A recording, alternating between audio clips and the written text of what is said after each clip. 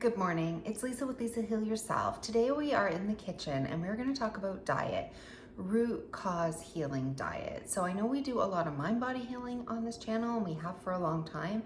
Mindset and lifestyle choices are extremely important when it comes to healing. But oftentimes we need to sometimes get back to the foundations of health. We need to focus on a diet, and this is a diet I really like for root cause healing. When you have a lot of symptoms, a lot of sensations, a lot of conditions, and you're not sure where to start with diet, one of the best diets I can recommend is an ancestral type diet. I like to combine two diets in the worst case of inflammation and other chronic diseases that you're trying to get over. And those are the carnivore diet and the GAPS diet. Natasha Campbell McBride, who is the founder of the GAPS diet, for those of you who have tried that, you can go ahead and get all her resources and all her books. And then there's also the more popular carnivore diet that you may have tried. And of course, this is a meat-only diet. Natasha Campbell McBride did include in one of her books a no plant diet. Now, she didn't say a carnivore GAPS diet, because she focuses on the whole animal rather than just muscle meat, but a no plant GAPS diet, and I like to call it a GAPS carnivore diet. And I think this is where a lot of people would get the biggest bang for their healing buck. Okay, so where do you start on this diet? If you are starting at stage 1, you are starting at the most difficult, challenging part of the diet. And this is so that we can heal and seal the gut lining, and this is so that we can get into a state of ketosis and we can start running our body on fat. And we can start clearing toxins, we can start healing and sealing the gut lining, and we can start eliminating inflammation and conditions all over the body, all the way from the organs to conditions on the skin. And again, you can check out the GAPS books for all the conditions that she says that it has and will treat. And you can also look on carnivore websites and carnivore studies to see all the conditions that are healing from this diet. I like a combination of both carnivore GAPS, and this is how I do it. Okay, so the first thing is to get a large stock pot. Make sure it's stainless steel and it doesn't have a lot of chemicals in it because we're simmering broth in here, so we want it to be stainless steel. I have one that actually has an insert, goes right down to the bottom. So this is great for straining broth, and you don't have to get out a strainer at the end, but if you don't have this, that's fine. Just use the stainless steel pot, and you can use a traditional strainer at the end. So when we are starting a GAPS diet, the first thing that you will do is make meat stock, not bone broth. So bone broth is when we simmer bones of the animal with none of the meat left on it for a long period of time to extract the minerals. Meat stock is when we take an entire animal that includes all the bones, all the organs, all the cartilage, everything in it, whether it's chicken or whether it's lamb or whether it's beef, it has the bones in it, it has the whole animal. We simmer it in water for a limited time, 2 hours, and then that stock is called the meat stock. And this meat stock is really healing for the gut lining, more so than bone broth. And people react to this a lot less.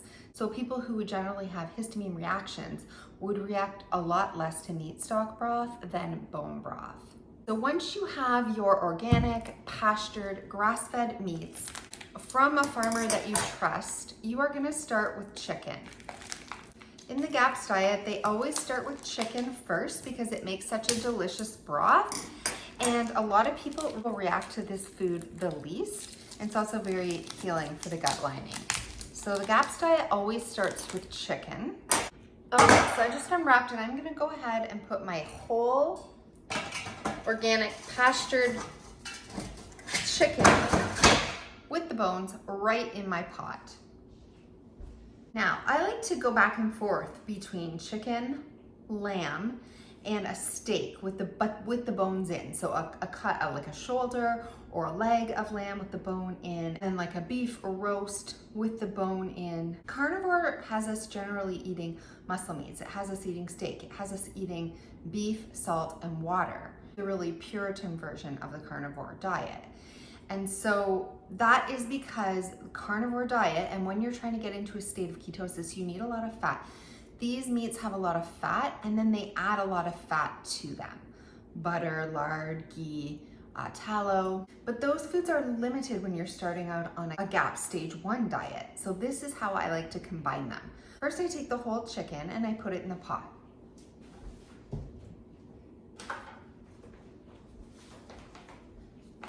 And then I take a natural salt. I like to use Celtic Grey Sea salt. And you want to put a tablespoon. This is a teaspoon, so I'm going to go ahead and add 2. Okay, I also have some grass-fed ground beef here. I'm going to add it right to here because this is going to increase our fat content. So this is going to help us get into ketosis, whereas just going no plant gaps with the chicken stock might not get us into deep ketosis. So I'm going to go ahead and put in some ground beef. And then I'm gonna put in some bones because this ground beef didn't come with a bone inside it. This is actually beef thin marrow bones. So it has the marrow in it. So I'm basically adding the meat, the marrow, and the bones separately today because you can't fit in another big piece of meat in a cooking pot at the same time. So I'm doing it in pieces, but you can see the marrow is right in there. So we have the beef, the bone, and the marrow, which is going to help to increase the fat content in this soup. So this is how we turn a traditional GAPS stage 1 into a carnivore GAPS. Next, I'm going to take my spring water, my filtered spring water that I filter with the Berkey filter, and fill this up. I'm gonna fill it up just so it comes to the top and covers all the meat. So you can take a look here. I've just added water right to the top here, and that's where my pot goes to. Okay, so in a traditional GAPS diet, you would add some vegetables. You can cook with some vegetables, but for stage 1, for a really compromised individual, we're going to keep it just animal products, salt, and filtered water, and we are gonna boil this for 2 hours. Now, because that meat is frozen, I will check it to make sure that the 2-hour period actually boiled it. You can go up to 4, so between 2 to 4 hours, but I like to go on the lower side, just so we don't start getting into too many histamine reactions. I'm gonna start it on high until the water boils, and then I'm gonna reduce it to low and cook it for 2 hours. So I'm gonna go ahead and cook this, and then this is what I'm gonna eat until it's gone for breakfast, lunch, and dinner. And often I'll fast breakfast and just do a lunch and dinner. Also drinking the stock, the meat stock itself, with no meat at all in it, during the day for additional hydration, along with water. And I would be adding a little bit, like a 1/4 teaspoon of salt to a mason jar of water. You can see mine's almost done, or a clean, pure electrolyte. So when this would be gone, I would start over again with maybe lamb with my meat in it and do a lamb. Now when I'm doing lamb, I wouldn't also add chicken or beef because that lamb is a red meat. That lamb is a fattier cut of meat. So it's only when I'm just doing chicken that I will add some ground beef, or I will add some other beef or lamb or something else into it to bring up the fat content. Because at the intro stages of the GAPS diet, you're not adding additional oil. So while I'm making that, I am going to get what I have in the fridge out and show you the previous pot. Okay, so this has been transferred a few times into a smaller pot. It's almost gone, and it has been able to be a meal for 5 to 6 days. You can see in here it's got broth, chicken, and ground beef all in here, as well as the natural fats. I'm gonna warm some up right now so I can just have a bowl. And it just looks like this when it's done. You can see the chicken pieces in here, and you can also see the little ground beef pieces. So it's a little hot, but it's delicious. This is the meal that I would eat for the week, and then drink in between. I would be drinking water with salt or electrolytes. and I would be drinking plain meat stock. So in stage 1, when you're super compromised for GAPS carnivore diet, this is all you do. You probably stay on this for a week. Sometimes your symptoms are going to raise. It is going to be hard as you slow your body down to switch fat sources to get into ketosis. Your body starts to eliminate toxins from the fat cells. You can have a number of chemicals, pharmaceutical chemicals, and industrial chemicals dumped from your blood at this stage. You can also have a lot of plant toxins dumped. This is when a lot of people might experience oxalate dumping. Because the body's no longer consuming, it feels free to start to dump the stores that it has.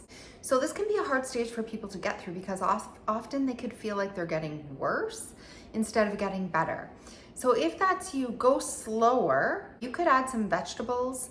You could add some things to slow down the detox reactions to kind of get into this gradually. You could do a full GAPS diet or do like a keto diet and then get into it that way. As your body's used to being in ketosis, as your body's used to doing a full GAPS diet, then you can pare it down and pare it down further. You really have to get on stage 1 if you want to get at those chronic root cause health conditions. When you can tolerate and get on and stay on this is probably what you want to eat for a week before you make any changes at all. And then the first change that you're going to do is to add in probiotic foods. So this is part of the GAPS protocol. This is part of changing your gut microbiome. But a lot of people will have a hard time introducing probiotics, so you have to go very, very slow. Also, a lot of people could have histamine reactions to these probiotics, so that's why it's recommended to go very, very slow.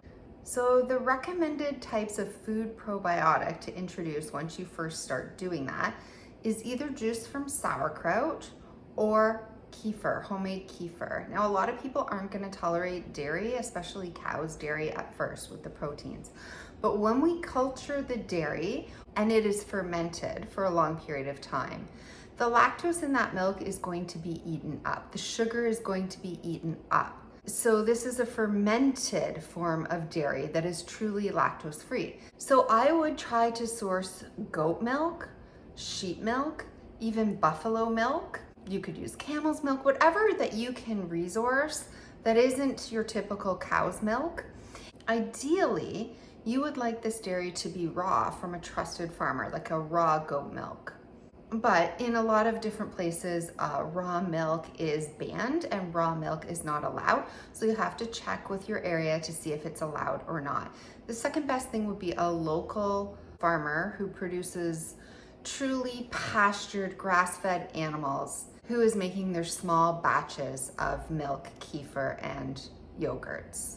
The first thing you can always do is do skin tests. Take some sauerkraut juice, put it on your wrist before you go to bed, wake up in the morning. Is there any itching? Is there any spots? Same with kefir. You can put it all over your wrist, all over your hand.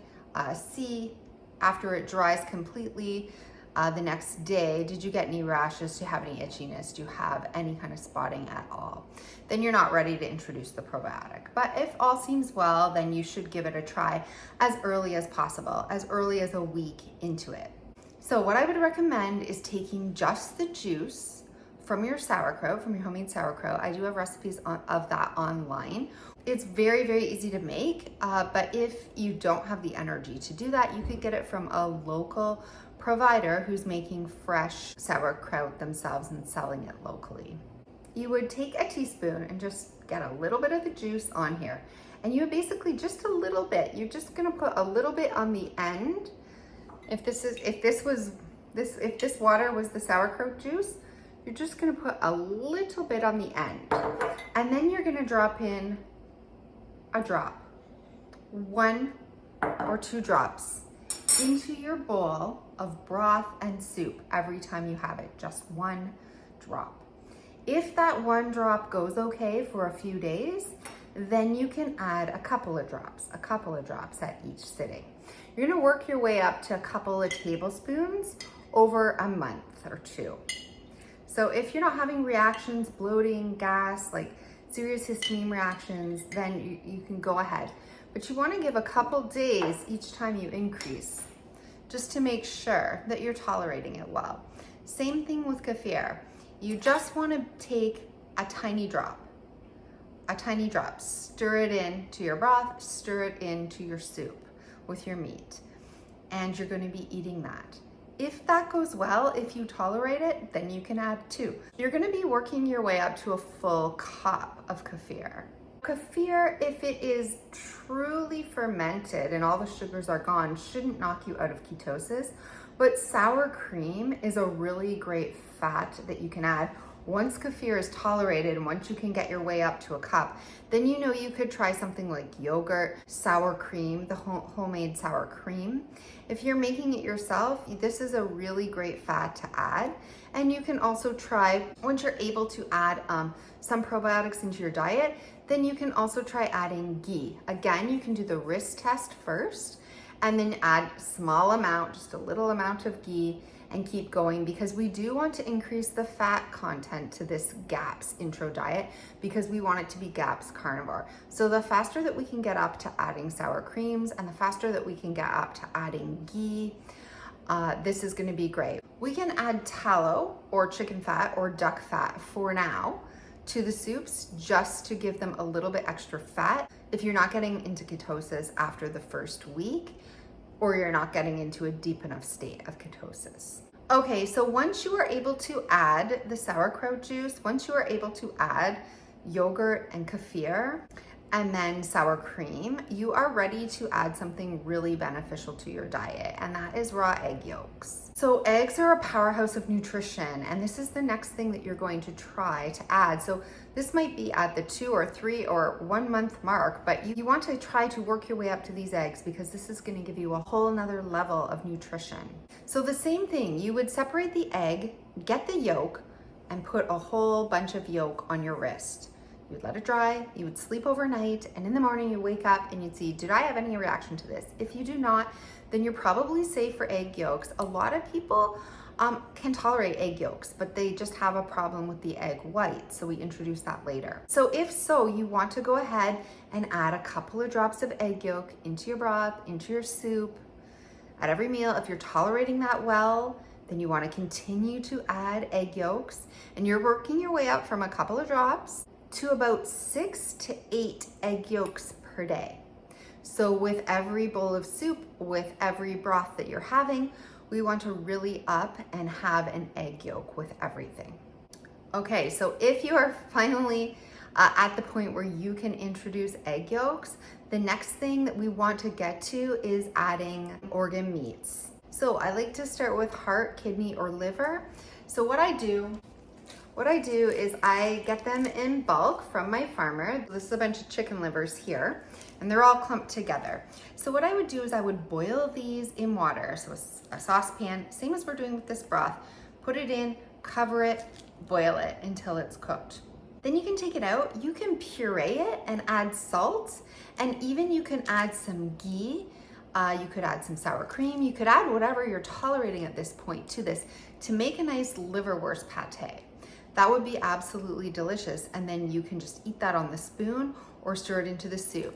The other way that you can do this is just thaw this, put it in the refrigerator, and every day take 1 liver out, boil it in water, and then add it to your soup that day. So 1 chicken liver every couple of days. Once we get to adding organ meats, your nutrition is going to skyrocket. This is the nutrition you've been waiting for. So now we have your meats, we have your muscle meats, we have your broth, which is healing and sealing the gut. We are working on creating new gut flora in there with our kefir and with our sauerkraut juice.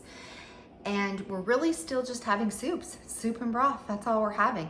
But we're really getting the nutrition with the egg yolks. And then the next thing you do is you introduce these organ meats. So this is where you want to get to on this diet.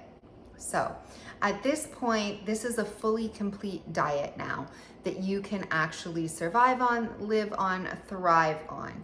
But we're gonna go ahead at this point and also, after you can tolerate that, start to add in our seafoods, because having those omega-3 fatty acids is really important. So a cod liver oil supplement at this point would be great to introduce because it has vitamins A and D in it. I like to use Arctic D. This is from Nordic Naturals, and this is the one I use, but you can use any one. I've just done the research on this one. I like the quality of this one. And you can make soup stocks with the whole fish. I don't have access to the fish and the bones, and I can't really get that. So I do like to add in fish though, seafood. So oysters, shellfish, shrimp. I like to do the salmon, sardines. You can boil these in a separate, smaller saucepan of water and then add them to your soups. Don't forget that stock and that broth is also really good, especially if you're cooking like a salmon with the skin and everything. That is great. It's great if you have the bones and everything, but if you don't, you're still getting bones from your original broth. But the skin, the collagen, the gelatin, like all of that is really good. You can also buy, rather than taking cod liver oil, you can also buy cod livers. So you can go ahead and buy a can of cod livers, and you can add that little bit every day to your diet, but sometimes people find it just easier with the oil. Okay, once you're at the point where you can add in the seafood, we're eating different kinds of meat, we're eating our lambs, we're eating our bison, we're eating our beef, we're eating our chicken, we're eating our turkey, we're eating our duck, we're eating them with the traditional fats. We have our kefir, we have our yogurt, we have our sauerkraut, we've introduced our egg yolks, we're eating eggs, then we're eating organ meats, and now we are eating seafood. So we still don't want to go to bone broth because they can be high in histamine at this point, but we're going to stick with the meat stocks, and we're going to have all these delicious different kinds of, I call it eating the rainbow of meat, from everything from ruminants to birds and seafood animals. So we're really getting all of those nutrients and minerals that we require. And it can't be emphasized enough that you have to be eating this with the salt, with a good high quality mineral salt. And once you're on this diet, you can just stay on this diet indefinitely until you start to see some healing. When you start to feel recovered, when you start to feel like you are healing, you can introduce some more animal products. You could introduce dairy. You could introduce some goats and sheep's cheese. This is a great way to get extra calories. You can start eating the meat on its own. This is what I call a deconstructed soup. So you have broth in a cup, and then you have your meat on a plate. So we still need to be drinking the broth because this is what heals and seals the guts, but we can also start to have plates of meat, which sometimes is more palatable, feels more filling for people. But again, we don't want to be grilling these, barbecuing these. We really want to cook them in stock. Even if it's just a little stock in a pan, if you're kind of frying it in stock, we want to be cooking it in stock. We could try at this point, if you want, to add some cultured butter. Cultured is great because it's been fermented, so there's less chance of you having any kind of a reaction, but you're having ghee, you're having the fats. And this is what I would call a successful GAPS carnivore diet. Now, to make sure that you're doing this right, you need to be measuring at least every week. I know the strips are expensive, but with a blood ketone monitor to make sure that you're in ketosis and to see what your levels are. I like to see people at 2 for sure to heal chronic conditions, and all the way up to 4 for really, really chronic conditions. So if you're still at 1, if you're not really getting into a state between 2 and 4 for ketosis, you may want to up your fats or lower your protein. That's how we do it. So if you need a certain amount of protein to feel nourished, then your fats have to be upped relative to that. Or if your fats are where you can tolerate, then you lower your protein so that your fats are more. And don't forget, you're getting the natural fats in all the cuts of meat that you're cooking, right? The natural collagen and gelatin and meats and bones and fats that are coming right off the animal. So it shouldn't be too hard to get into ketosis, but if you are having a problem getting into that deep state, really just up your fat or lower your protein. And make sure you're monitoring so that you know. I know it can be expensive to get those strips. It is ridiculous how much they cost, but at least a minimum of every 5 days. If you decide that you want to start adding vegetables, if at some point you feel like you're really healing, but you want to widen your diet, you want to start including vegetables, then the safest way that you do this is you start to add the sauerkraut itself in. So you've already been having the juice of the sauerkraut, but now we're adding the fermented cabbage in, some other fermented vegetables, because these fermented vegetables are already broken down. The proteins in them are already broken down.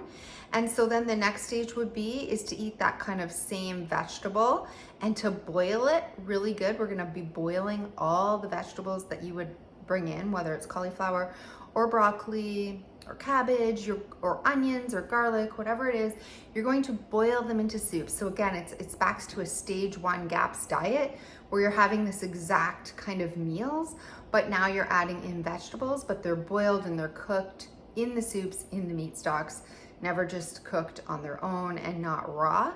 And when you're comfortable with that and when that's going well, then you can steam them, then you can lightly cook them, and then you could eventually try to press juices with them and then try them raw. So that is how you progress, and that is how you gradually add a few plants to your diet. If you feel like you need the fiber, if you feel like you need more of the vitamins and minerals that you could be lacking, but you are getting a full nutritional profile on this diet. And as long as you're going to the bathroom, as long as you're excreting, then you wouldn't need the fiber. If you're not going to the bathroom, there's some tips and tricks that you may want to look up. Increasing your water is always one of them. You really do, when you're chronically ill, needing to be releasing. So if you're not at all, you want to be looking at doing saline enemas at least once a day so that you can move the bowels until the bowels move on their own. You really do need to be going to the bathroom, and switching fuel sources to a fat fueled source can sometimes, and especially if you're not adding a lot of bulk fiber vegetables in, it can be sometimes hard to go in the beginning. If you're drinking enough liquid, it shouldn't be, but if you're having problems, then you will need to use an enema because you definitely don't want to get backed up. There's a lot of toxins releasing at this point. There's a lot of oxalate dumping. There's a lot of chemical dumping. There's a lot of bacterial die-off at this point, and we need to get it out. This is why a lot of people can actually have reactions and to start to feel worse. It's because of all the die-off, of all the stuff coming up. It is normally a healing reaction. Sometimes we can go too fast and too hard and people give up on this diet. But by drinking a lot of water and also by making sure that you're going to the bathroom every day and getting it out, this should help you be able to tolerate it again. And if you can't, remember, back off. Back off on the probiotics, back off on anything probiotics, and go back to just the stocks and the meats until you feel you can slowly is the key, with re-inoculating the gut. When you can, replace your kefir and your yogurt with just sour cream, with just butter. This will increase your ketones. This should increase your ketones. And that will also still be really healing to the gut. So you can add more sour cream, but definitely it's the kefir that is going to inoculate your gut with the new bacteria. So you still need some. So you still need to get and to change your gut flora, which is really what does the healing for you. The bacteria do the healing for you. As long as you're not moving too fast, because moving fast causes such a steep reaction and a lot of people can't tolerate that. So remember, keep your bowels moving, drink lots of water, test to make sure that you're actually in ketosis and you're actually using fat as a fuel source, because if you're not, and you're also not eating vegetables, then carbohydrates, then you don't have a fuel source. And your body can be floundering in a state of not really having a fuel source, not knowing what to do. So you need to be monitoring and measuring so that you're sure that your body has a fuel source and that that fuel source is fat. It's not in limbo or trying to convert the protein that you're eating and still running off of glucose. Seems my broth has boiled, so I'm gonna reduce this to a low. You can see that it's boiling in there. I'm gonna just crack it a little bit, turn my fan on, and I'm gonna let that go. Now, if you feel like you're just not healing and you need a rest, your digestive system needs a rest, you even need to be more basic than this. You can do some fasting, but very slow fasting, like skipping 1 meal or 2 meals, or even just a 1-day fast. When you're really sick, I wouldn't push it more than that. It's really difficult to do more than a 24-hour fast. So even intermittent fasting is good, just giving that digestive system a break. And you can still do that using this protocol and continuing to heal and seal the gut lining by just drinking the meat stock. You remove all solids from it. It is just the pure meat stock. You could still add in a drop of your sauerkraut juice. That will not affect your fasting in any way. And also a lot of mineral water and a lot of salted water. Apple cider vinegar helps to bring down the pH of your body if you're having a really hard time adjusting to the acidity of the meat. So apple cider vinegar with the mother that is fermented added in here will help to adjust the pH in your body. Just a little bit. It is a probiotic. Again, you go very, very slowly with this. So while you're fasting, you can still continue to do your basic enema solution. Okay, so my broth has been cooking for about 2 hours and 20 minutes. When you're done, you're just gonna bring it over to your sink. And I'm just gonna show you what it looks like here in the pot. So that's what it looks like just coming out. You can see it's still boiling, it's still steaming. So we have to let that cool down before we can work with it. But in the meantime, we can get some of our things ready. So you wanna get a few containers that you're gonna put some broth in. And you also wanna get a large cutting board that usually has like a big ring around it to catch meat juices, and a really large knife and fork. If you don't have a strainer built into your soup bowl, like I do, then you're gonna also have to get a strainer. So this is the cutting board I like to use. So the first thing I do is I strain my meat. This is such a great strainer for it.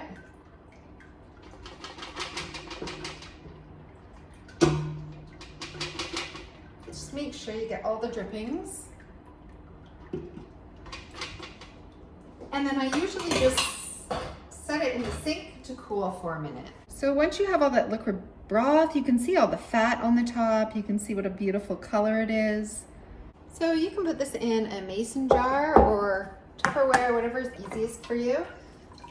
But I just like to put some broth aside. And that way I have it for drinking easily. When the broth goes down a little bit, you are going to be adding a little bit more water to make the soup, because you're gonna recook the soup once it's off the bones every time you heat it up. So you will add a little bit more broth as you go along.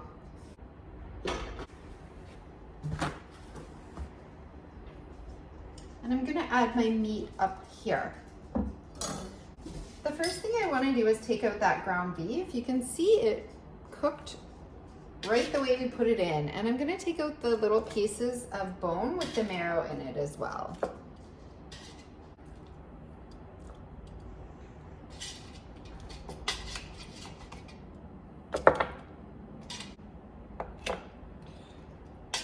There might be a few more at the bottom, but I'll see those ones when I get the chicken out. Okay, so the first thing I'm gonna do is just take the marrow out, and you can see the beautiful marrow, and I'm just gonna drop it right into the soup.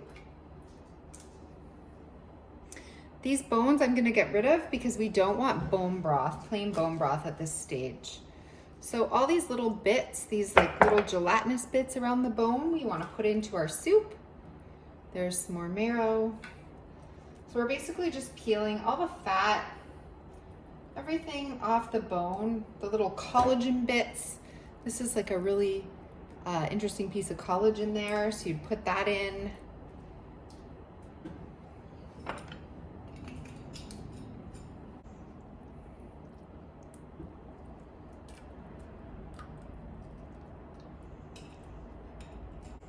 Okay, now we're gonna take the ground beef and we're just gonna like slice it.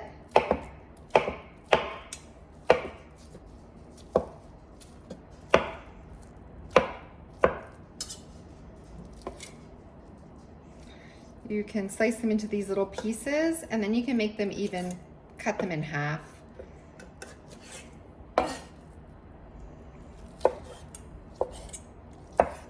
Okay, you can cut them as small as you want, but I like to feel like I'm eating a meatball when I'm eating the soup.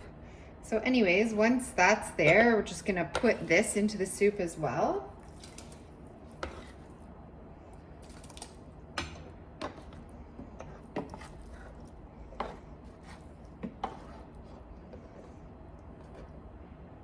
I'm going to take the chicken right onto the cutting board. It can be fairly messy, so you have to be careful. There's the liver coming right out of the center of the chicken. It's not fully cooked yet. So I'm gonna put this back into the pot. I'm gonna cut this up and it will cook when we recook this. So now I'm just gonna start cutting the chicken off the bones. Now you can see this actually could have used another 15 minutes. So because it was from frozen, I could have gone a little bit longer. You can see the very center of this isn't perfectly cooked. Most of it is cooked, but the very center there is not quite cooked, but that's okay because it will cook in our pot. This is a really messy process. You just want to get all the meat off the bones, cut them really fine. I like a really nice fine cut of meat. You don't want your meat pieces too big.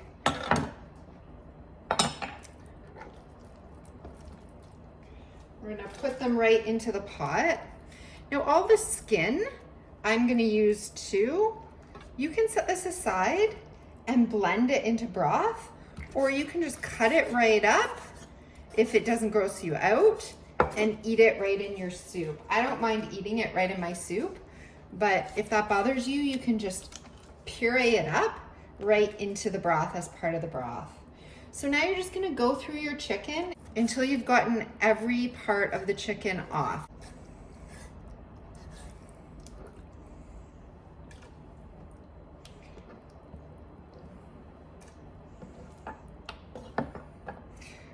When you're working with the wings and different parts, you just want to pull off as much as you can. All of these parts are really good for you, around the joints, ligaments. You just don't want the bones in there. So it takes a while just to make sure you're getting all of the good bits in the soup.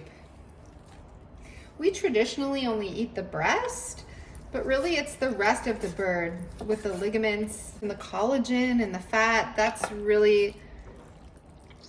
That is super healing for the gut.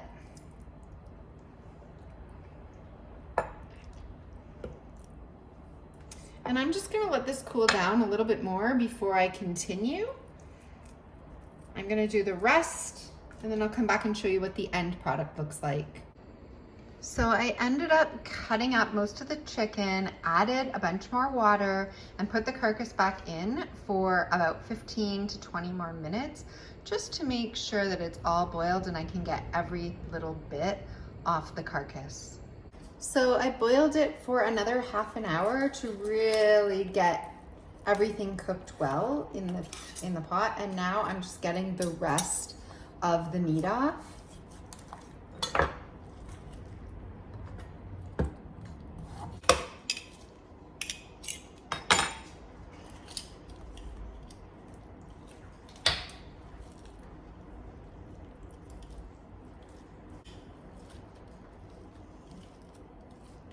When it's cooked really well like this, it just falls off the bone.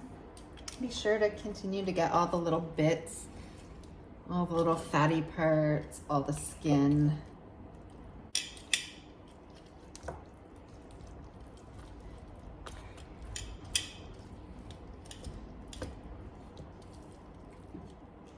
When you're done, you can throw the carcass out and put the rest of the meat in the soup.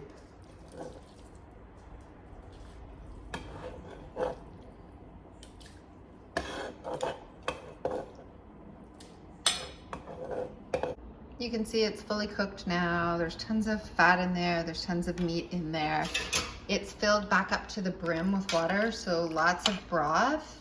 And this will be a great meal to eat. I can store this in the fridge. Then I use a ladle to transfer it into a tiny pot as I heat up each meal.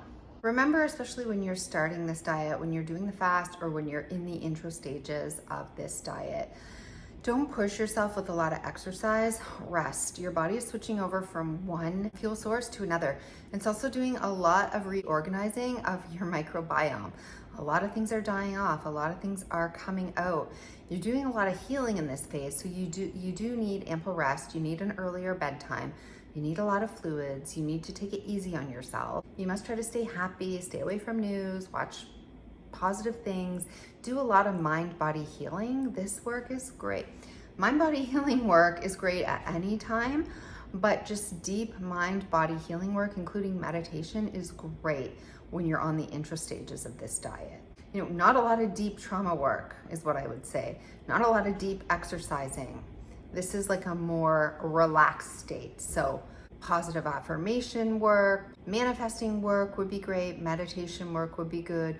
Gentle yoga would be great. Stretching. You can also do baths. I would recommend baths with this diet, especially as we're healing and things are moving and things are coming out and things are changing in your body. I would be sure to have a bath of clean, filtered water, warm water with Epsom salts and baking soda in it every single day. This is a wonderful detox bath that you could do. If it's summer, you can be outside all the time in the sun, grounding, barefooting. Winter, you could be using the sauna.